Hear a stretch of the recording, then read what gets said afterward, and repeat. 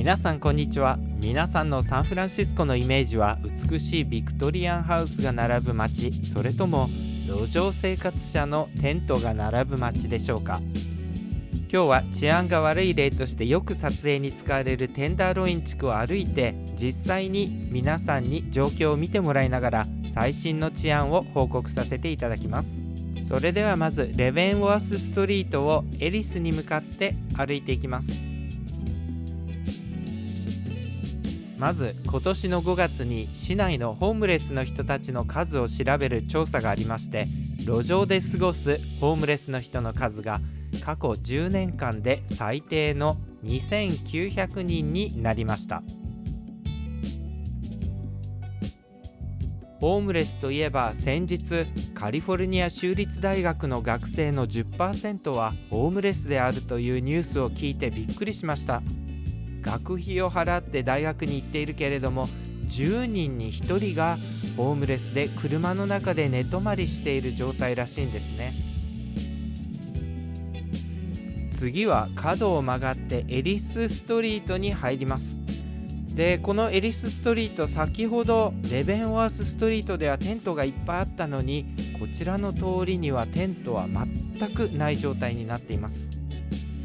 ニュースや動画ではこのテンダーロイン地区はホームレスの人たちのテント、それからドラッグをやっている人たちで溢れているような感じですけれども、意外に普通の住宅地だったりします。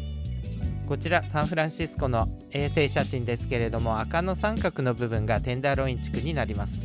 それで観光客の皆さんにはこのテンダーロイン地区にはあんまり入らない方がいいですよと言われてるんですけれども、その他にも地区がございまして、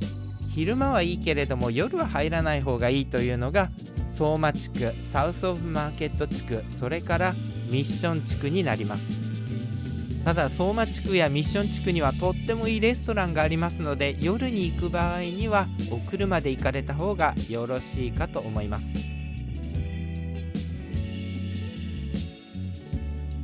さて、どんどんテンダーロインの奥に入っていきますけれども、昨年2023年の5月よりテンダーロイン地区でのドラッグの取引をなくすために、サンフランシスコ警察局のみならずナショナルガード、州兵とハイウェイパトロールの人たちも応援に駆けつけてくれて、かなりの効果を上げています。ちょうど1年経った今年5月までの成果は3400人以上が逮捕され、一部の人たちはすでに出身国のホンデュラスへ強制送還されています。また盗まれていた100台以上の車を回収し、多量の麻薬も押収しました。特に過剰摂取して死亡しやすいフェンタニルに関しては317キロ、約700パウンド以上も押収しました。この317キロという量はアメリカの国民の半分を殺せる量にもなります。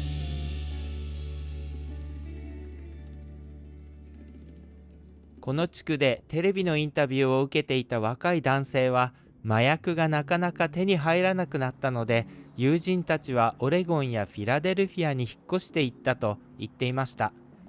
今ご覧いただいているこの歩道なんですけれども、昔は朝から麻薬の取引をやっているのを私何度も見たことがありますが、今はもうシーンとしています。彼のインタビューの中でも、昼に堂々と手に入っていたドラッグが真夜中を過ぎないと手に入らなくなったとも言ってました。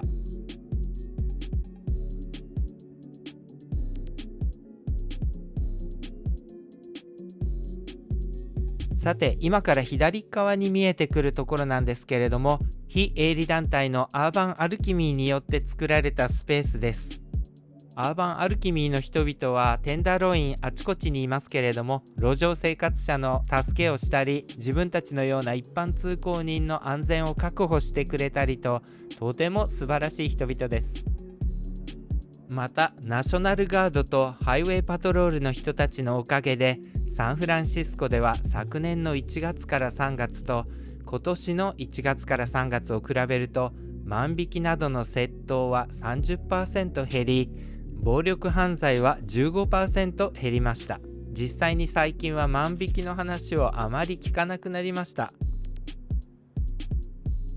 また今月6月18日には市議会でテンダーロイン地区の食料品店は真夜中から朝の5時までは閉店をするという新しい条例が可決されました。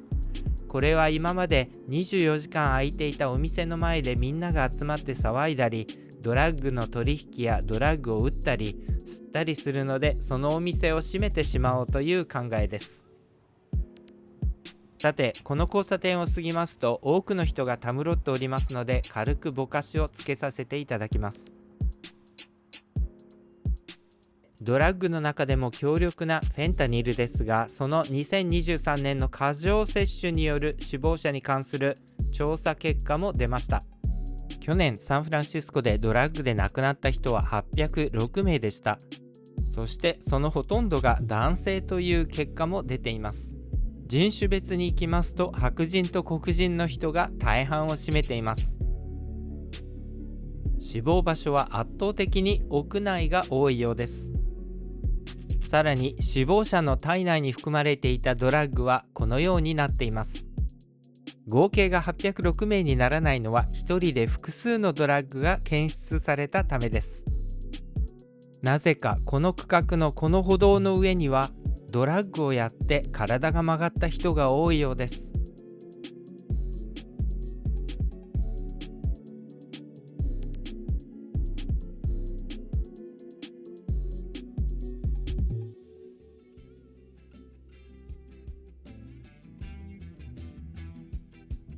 だいたいオファレル通りまで登ってきますとテンダーロインから出たということになりますが、あまりにもテンダーロイン内の取り締まりが厳しくなったために、ドラッグディーラーの人たちがちょっと上の方まで上がってきています。この交差点の向かい側に立っている人たちがドラッグディーラーの人たちになります。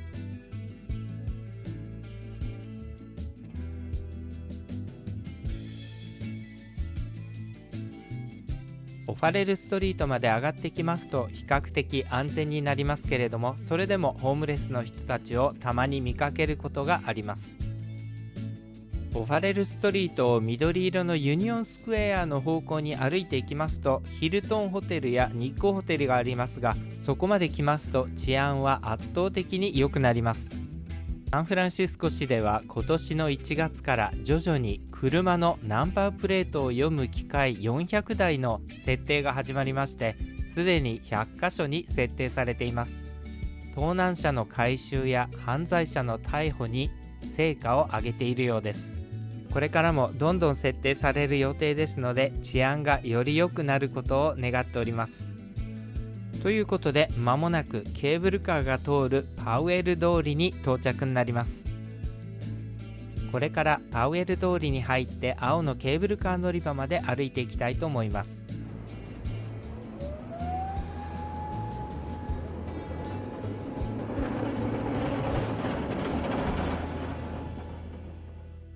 このパウエル通りはいろんなお店が閉まっていることで有名な通りなんですが、お店が閉まっていることに関しては自分は別に驚いてはいません。アマゾンができた時から小売店はどんどん閉まっていくと予想されていましたから、必然的な時代の流れだと捉えています。昔は航空券は印刷されたものだったんですけれども、その印刷された航空券が廃止になり e チケットに変わったように、お店もオンラインショッピングがどんどん進んでいくと思います。今から右側に見えてくるスペースなんですけれども、ここには昔ユニクロがありまして、よく買い物に来たことがあったんですけれども、自分のサイズがなくて結局オンラインで買ったことがありました。このパウエル通りですけれども、お店がたくさん閉まっていることを利用して再開発してしまいましょうという案が出てきまして、6月に改善計画が発表されました。パウエル通りの歩道が広くなり、通りには新しい照明、それからケーブルカー乗り場にはシャンデリアがつけられ、レストランは外のテラス席が持てるようになります。さて、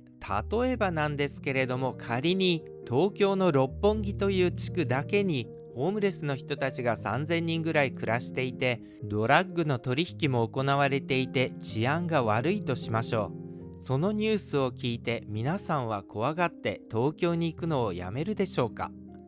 治安が悪いのは六本木だけと分かっているので、自分だったら普通に東京に行って生活したり観光に行ったりすると思います。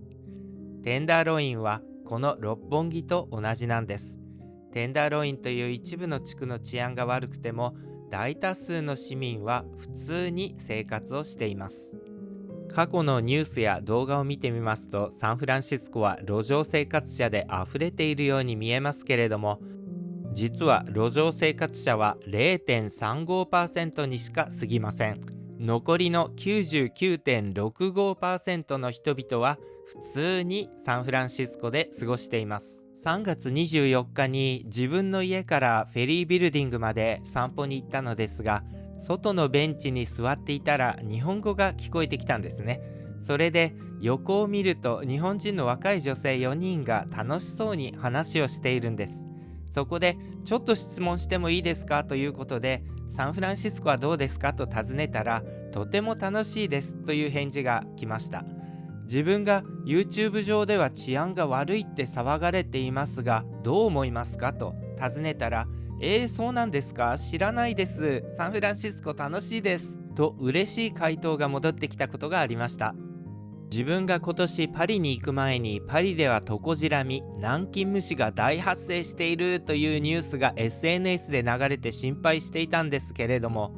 運よく一回も遭遇することはありませんでした。で、ちょうどヨーロッパから帰ってきた直後の3月1日だったと思います。フランス政府のニュース発表がありまして、トコジラミが大発生した形跡は一切なく、ロシア系の SNS のアカウントが大げさに広めただけだったという調査結果が報告されました。Yes. Sure. Okay, hold on. Let me turn off my camera. 皆さんも SNS の情報に踊らされず、人生は短いものですから、旅行したいと思ったら思いっきり旅に出て新しいことを経験して自分の人生を深めていかれてください。はい、今回も最後までご覧いただきありがとうございました。よろしければいいねマークのクリックとチャンネル登録もよろしくお願いいたします。それではまた次回まで。さよなら。